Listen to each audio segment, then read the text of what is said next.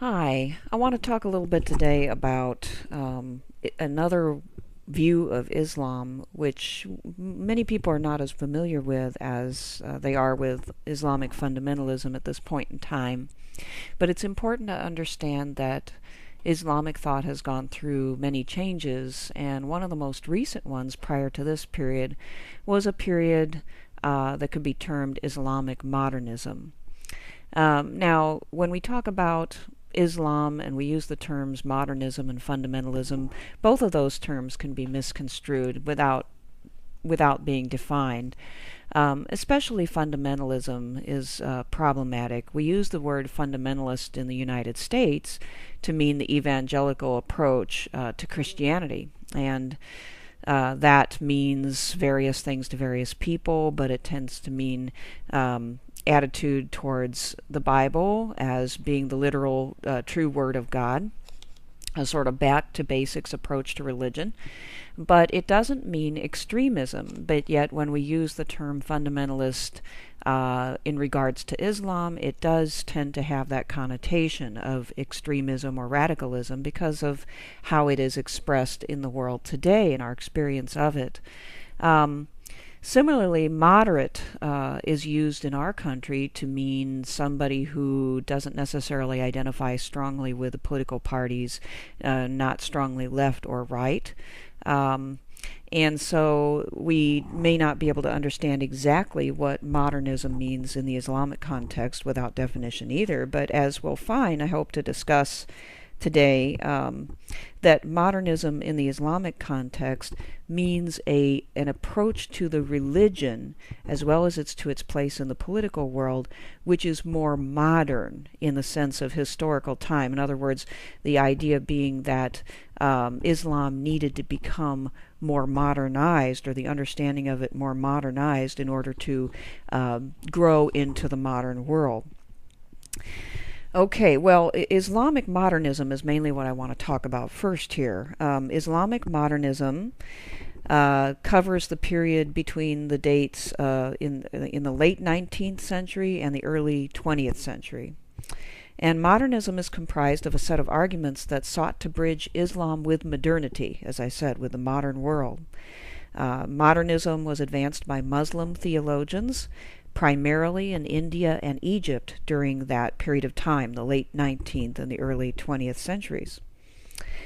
Modernism consciously rebelled against Islamic orthodoxy. It saw Orthodox Islam as regressive, as not allowing Muslims to become fully integrated into the modern world, and they argued that there was no reason in Islam for this. Modernists try to display the compatibility of Islam with modern science and reason. They sought to reinterpret the Quran and other sacred writings so that it could be shown that the Quran did not limit people's ability to participate in the modern world and to conform to the certain standards of the modern world. And it sought to reevaluate previous interpretations and understandings of the Quran. So it was critical as well as positive, critical of previous interpretations and positive in its own interpretation of the Quran as able to deal with the changes of the modern world.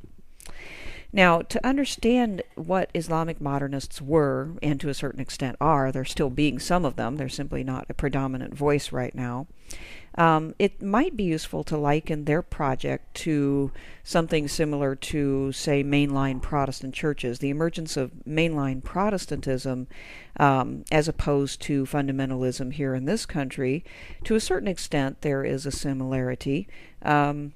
The mainline Protestant churches tend to not read the Bible as the literal Word of God, and this is a way that the Islamic modernists are similar. They tend to not necessarily have to read the Quran as the literal Word of God. They move away from literalism and towards a more what they consider nuanced interpretation of the Quran. Mainline Protestant thinkers will be more likely to interpret the Bible in its historical context, and this is something that Islamic modernists did as well. They looked at the Quran in its historical context, so that not every aspect of the Quran's teachings was equally valid as literal teaching, but had to be reinterpreted according to its underlying intention, so that it could speak to modern situations.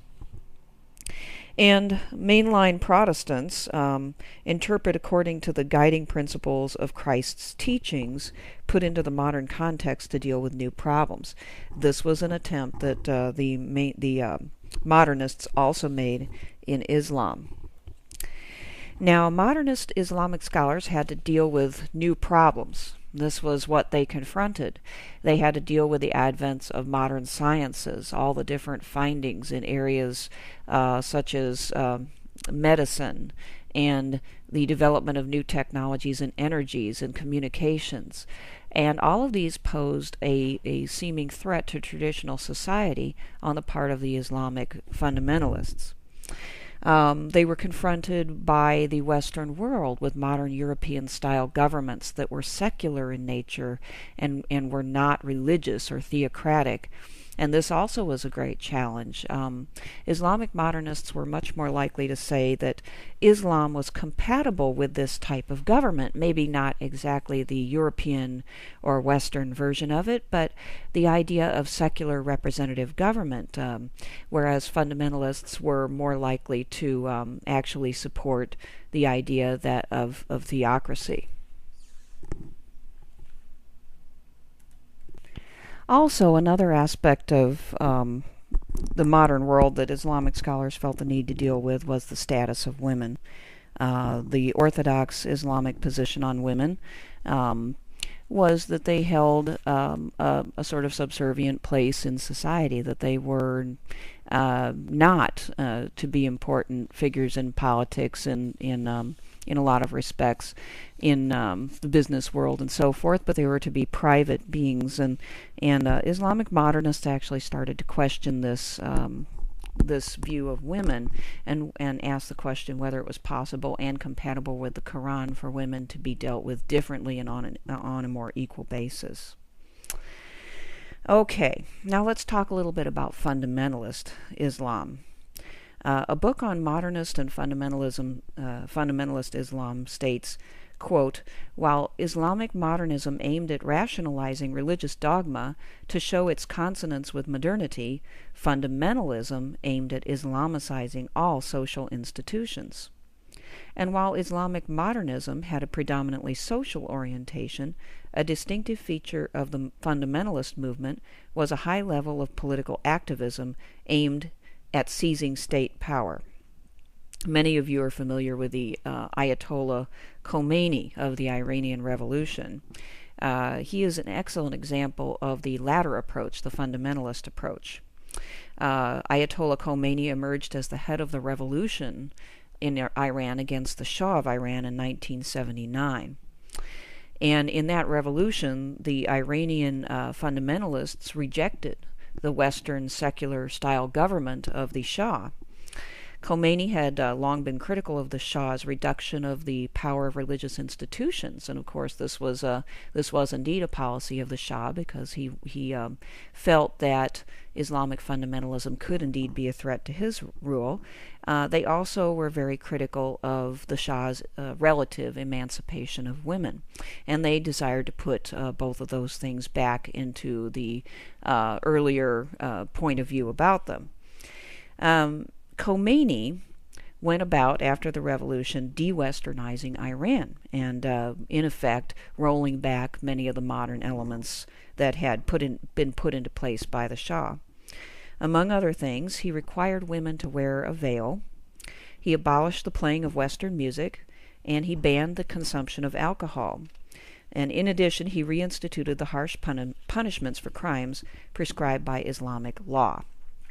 So, Ayatollah Khomeini is an example that all of us probably already know, and a good one for trying to remember the difference between modernism and fundamentalism, because in a way you see there with the previous reign in Iran, a form of government that would have been more attractive to Islamic modernists, and with the revolution, a form of government that definitely was acceptable to Islamic fundamentalists. Well, generally speaking, let's sort of put these things in context now and step back and compare and contrast modernism with Islamic fundamentalism now. Generally speaking, Islamic modernists, first of all, accept an evolutionary view of history, with the West as the pinnacle of world civilization, and tended to praise the Western model. So that means that Islamic modernists wanted to go where the West had gone. They wanted to bring the Islamic world up to the Western standards, which they admired and wanted to emulate, and they didn't see any reason why the Quran or the Islamic religion ought to prohibit that. Secondly, Islamic modernists subscribed to the scientific conception of the universe and the scientific model of knowledge. So they were not afraid of science. They didn't see science as the enemy of religion, as contrary to the Quran. And they wished to obtain the benefits of the scientific revolution for the Islamic world. Thirdly, Islamic modernists accepted liberal social and political theory. I mean by that classical liberal social and political theory, the ideas of representative government, the idea that the government ought to protect individual rights, property rights, and rights to freedom of religion, freedom of speech, freedom of press, and so forth. And Islamic modernists sought to reinterpret Islam so that it would be able to fit with this classical liberal political thought. Fourth, Islamic modernists favored constitutional democracy and separation of religion and politics.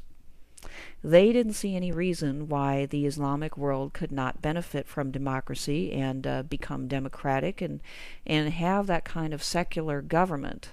Secular government, in their view, actually provided for more religiosity amongst people. They believed in the argument that the more free people are to worship as they choose, the more religious they would become. And finally, Islamic modernists rejected polygamy and male domination of women. Polygamy was still a practice which Islamic fundamentalists or Orthodox Muslims believed was compatible with the Quran, but the modernists tend to see polygamy as oppressive to women, abusive of women, and no longer necessary if it ever was. And they criticize many of the institutions of the culture, Islamic culture, as sexist. Okay, now let's take a look at Islamic fundamentalism, and we'll go through the same points, see how they differ from the modernists. Islamic fundamentalists saw and see the West as at the bottom instead of at the top of the social hierarchy. The West is seen by fundamentalists as sort of the end of history, in the sense of, no, that was a bad use of a term, but as sort of the bottom of a long decline of Western culture. So they see the West as aggressive, exploitative, materialistic, and morally decadent. And rather than wanting to emulate the West, they reject it and they want to go in the opposite direction from the West. And so they disagree very profoundly with the modernists about whether to admire the West, whether to see it. It's not the pinnacle of human civilization. It's actually the nadir of human civilization. Secondly, Islamic fundamentalists rejected natural and social scientific methods when contradicted by their reading of Islam, so they turned the other direction there as well. They tend to be fearful of science. They suspect science. If it looks as though their literal interpretation of the Quran contradicts any sort of scientific finding of either natural or social science, they reject the science and not their interpretation of the Quran. Thirdly, Islamic fundamentalists aim to Islamicize all political and social institutions. They do not want a secular state. They do not want separation of church and state. Instead, they are theocratic. They want the political and social institutions to be seamlessly interwoven with their religious beliefs. Fourthly, Islamic fundamentalists do not admire democracy, do not think it's compatible with Islamic society. They do not want any sort of separation, again, from religion and politics. They're especially dubious of democracy. It's a Western institution, and they do not think that it is compatible with their belief system or their way of life. And fourthly, Islamic fundamentalists defended polygamy and male domination in the family. So you can see that there is a stark contrast between the two, and I think it's interesting for students to know that prior to this latest upsurge of Islamic fundamentalism, there were strong voices in the Islamic world that wanted to lead Muslim society towards a Western model, towards democracy, but these voices have become relatively silent in recent times. Now, I wanted to discuss briefly an article that Islamic modernist named Mulavi Shirag Ali had written about the issue of jihad. He tries to deal with it, and so you can see that what a modernist would do with the concept of jihad as it is taught in the Quran and as it is understood by Muslims. He's a modernist who wrote defending Islam against charges of Western critics that Islam was inherently violent and endorsed immoral acts such as slavery and polygamy and so forth, and he wrote in the 1880s. He says that you have actually 5 pillars of Islam, and some add a 6th, jihad, or struggle. And jihad means struggle for him, and it is the 6th tenet of Islam. Jihad, he says, can be interpreted in different ways.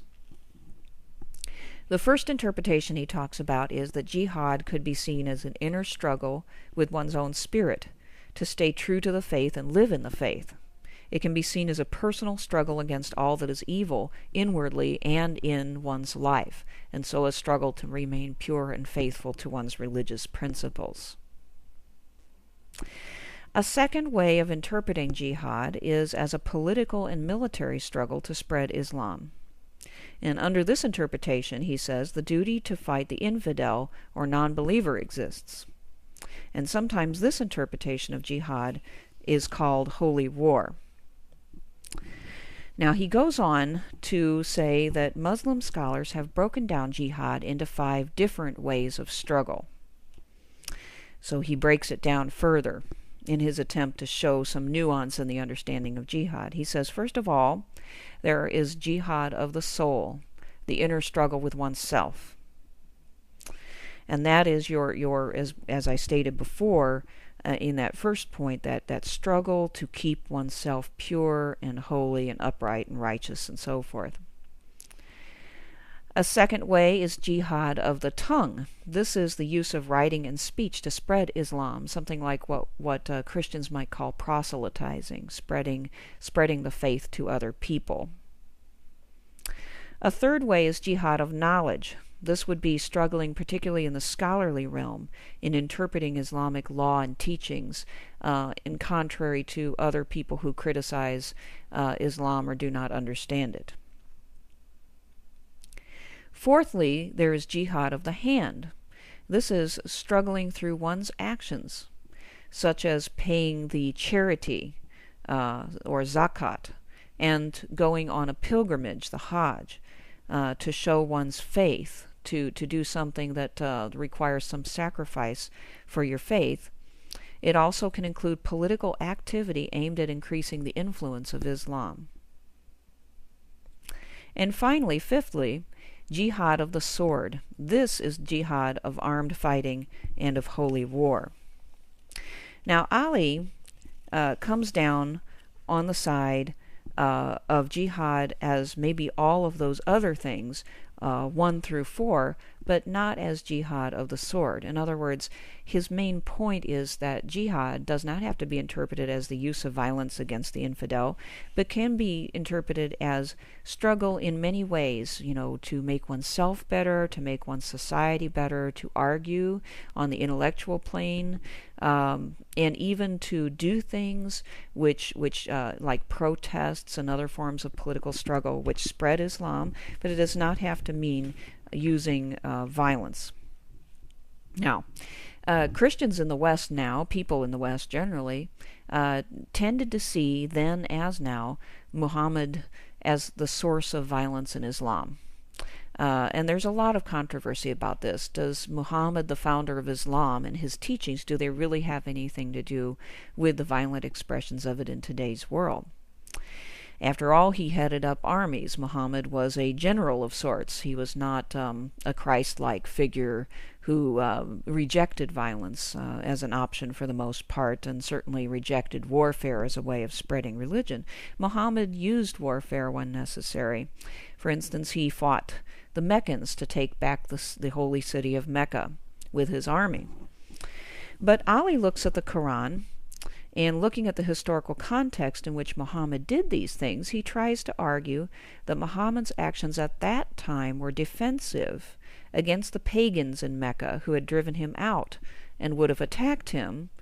So if Muhammad's actions were defensive, then that means that Muhammad would not necessarily endorse all of the violence in the name of Islam. In other words, Ali, using his powers of interpretation and looking at Muhammad in the historical context, as I previously said, modernists tend to do, was able to argue that Muhammad would not endorse violent jihad against the West or against infidels and unbelievers generally, but that Muhammad's actions were defensive. And of course, defensive war is always just. That way, if the Islamic world was under attack, it would be very much in accordance with their faith to defend themselves, but not to use violence to spread their religion.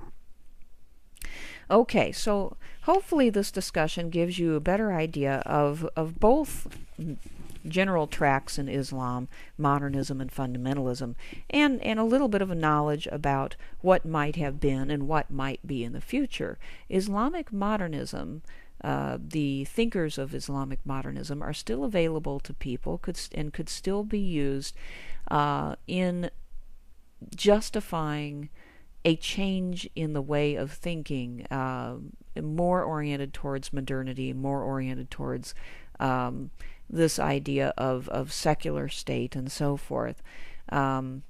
We tend to not understand this and understand that the history of Islamic civilization is complex because we're dealing so much with the here and now and understandably with the impressions that we have of the violence that's going on today.